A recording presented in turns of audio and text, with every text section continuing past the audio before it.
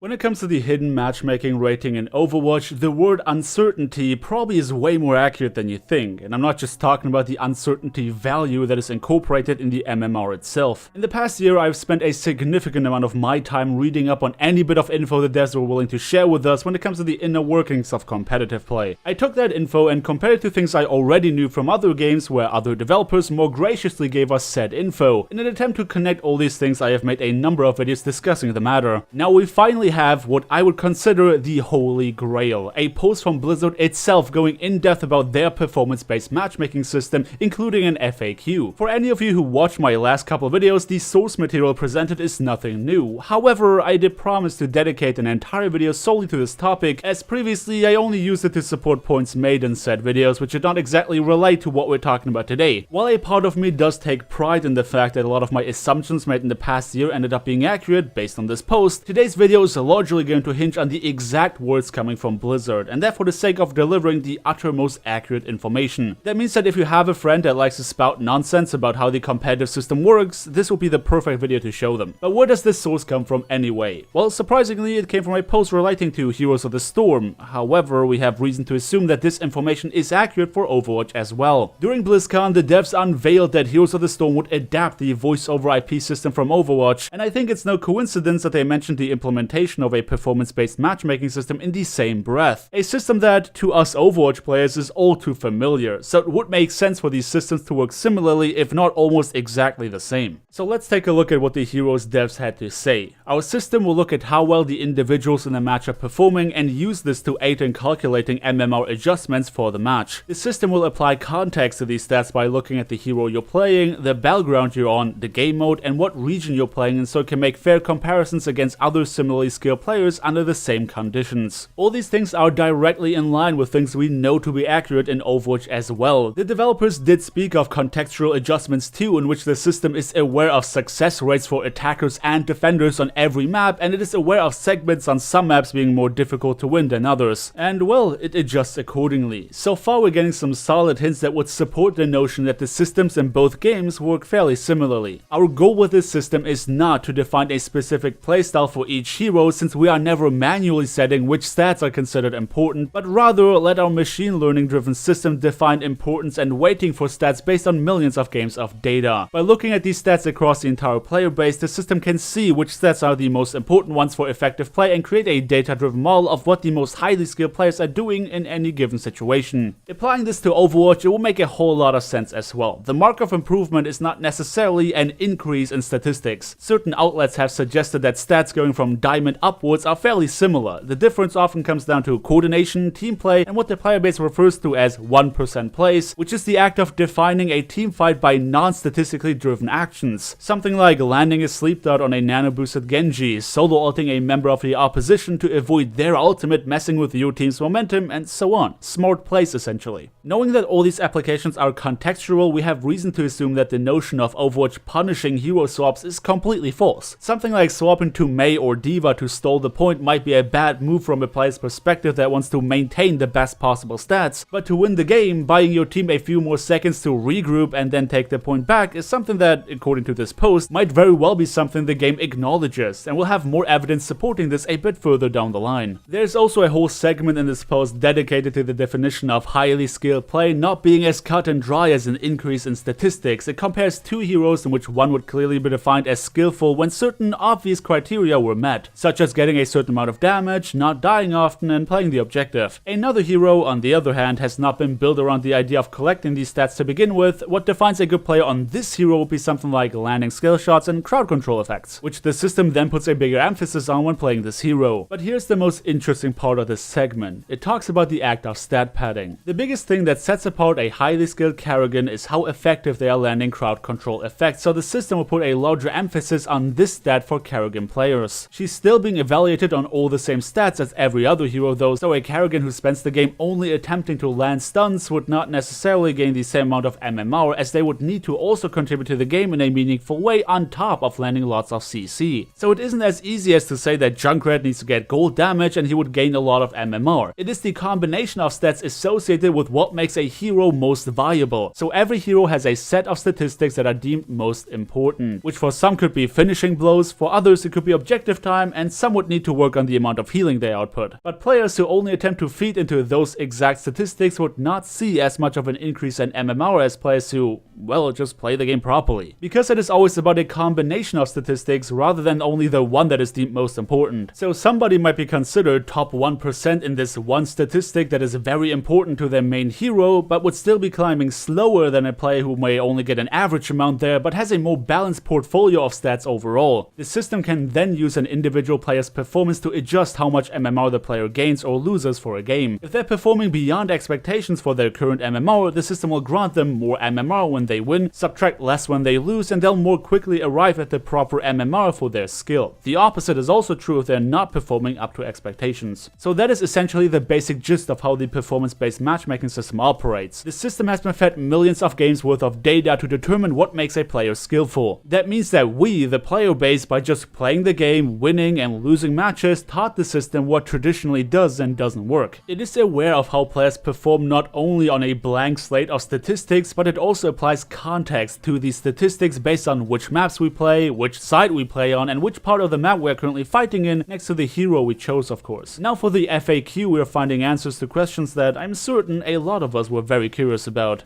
What if a hero is updated and the right way to play them changes? The system is fully dynamic and continually updating itself, so it automatically adjusts as balance changes, the meta shifts, and players find new creative way to use a hero. If I perform really well, can I gain MMR while losing the game with this new system? No, winning or losing is still the primary factor in whether you gain or lose MMR, so you still only gain MMR on a win and lose it on a loss. The performance-based adjustments just affect how much MMR you gain or lose. So at the end of the day, what's most important is still winning the game by any means possible. This one is just to confirm what we talked about earlier. Couldn't you abuse the system by ignoring everything except those few crucial weighted stats? While some stats are weighted higher than others to reflect their importance in that situation, every stat is evaluated as part of the performance calculation. If you're focusing entirely on a few stats at the expense of others, your overall performance metric is likely to be lower. Also, you still need to win the game to gain MMR. If you're maintaining all stats at their normal levels for your level of play, excelling at a few key stats and winning the game, that means you're actually doing what is required to be the most efficient, effective version of your current hero. Good job.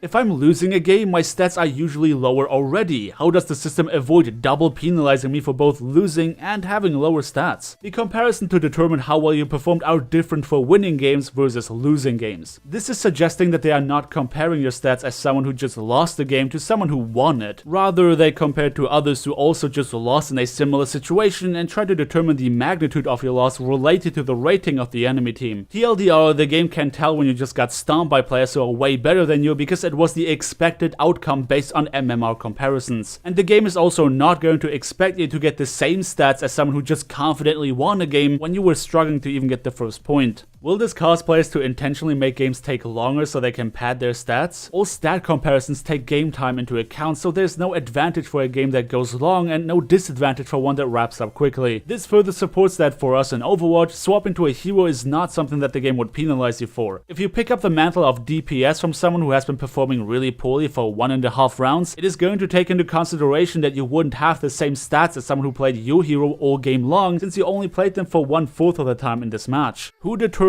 which stats are important for any particular situation? The community does by playing the game. The system does not have any preconceptions about which stats are important. Instead, it is measuring how players are playing in particular situations in order to determine which stats are most important to highly skilled play. How does the system work for a new hero or after a hero is reworked? The performance-based aspect of the system will be disabled initially when a new hero launches or after a hero received a major rework to allow the system to gather data it needs to make performance comparisons. During this period, the system will effectively work like it used to, with MMR adjustments based on win or loss. This is not something I can confidently claim is likely to be in Overwatch as well. I find it likely for them to have the quick play only phase for new heroes so they can gather set data. And I wouldn't completely disregard the option of them actually manually tuning the system to take hero reworks into account when playing competitively. While this does look like it's something that's very specific to Heroes of the Storm, I can only speculate about its implications for us in Overwatch. The last few questions in the FAQ are also relating specifically to Heroes of the Storm, but this last bit is pretty interesting. The system has also shown promising potential to help detect griefing in games, since it can more easily determine when someone is intentionally playing poorly. We have already used it to confirm reports of players who are doing things like like intentionally feeding, and hope to be able to automate that detection in the future so problematic players can be dealt with more quickly. And the greater implications of that, my friends, is something that I will leave to your imagination, but feel free to watch my most recent video on soft throwing if you need some context. Now, do keep in mind that this entire video hinges on the assumption that Heroes of the Storm is adapting the performance-based matchmaker from Overwatch together with its voice over IP system. However, I feel we got some pretty compelling evidence that this is the case, and if we connect the dots, it makes a whole lot of sense as well. Do note that Overwatch heroes are being brought into Heroes all the time with relative ease because Overwatch is very MOBA-esque already. Very little tuning has to be done to make them viable characters in this game. It would only make sense for both of them to adapt the same performance-based matchmaking system when you look at it. But as much as I'm trying to convince you of this being accurate, at the end of the day, we cannot know for sure until the devs tell us directly. And as the previous year has shown us, that is simply too rarely the case in any meaningful way. At any rate, this is me done for the day as I talk about the performance-based matchmaking system that is coming to Heroes of the Storm and how it likely relates to the same systems we have in Overwatch. If you want to discuss anything mentioned in today's video, feel free to do so down in the comment section below. But until then, thank you everybody so much for watching. Don't forget to drop me a like on your way out if you enjoyed the video, subscribe if you want to see more, and I hope to see you all next time.